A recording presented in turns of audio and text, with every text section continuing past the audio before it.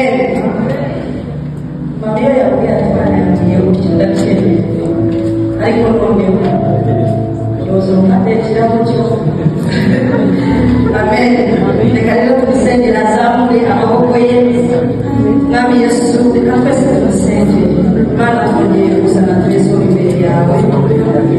Yesu azamure Imana ushimye kw'Imana washatse mu buzima bwe, impano idasanzwe yo kwiga.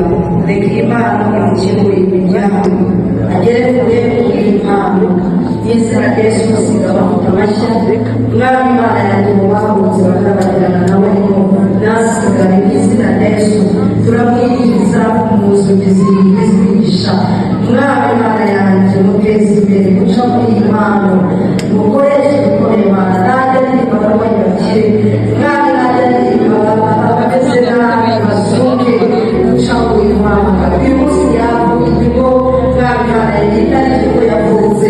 Mwami Imana yanjye turamusereburetinze n'abahakumisha kandi urinde mu izina rya Yesu. Mwami Imana yanjye ntazigera akenyuka, turakubitira kure umwuka wo gukenyuka turabahamagaye.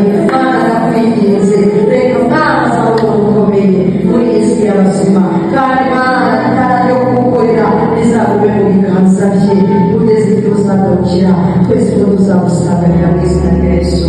Amen.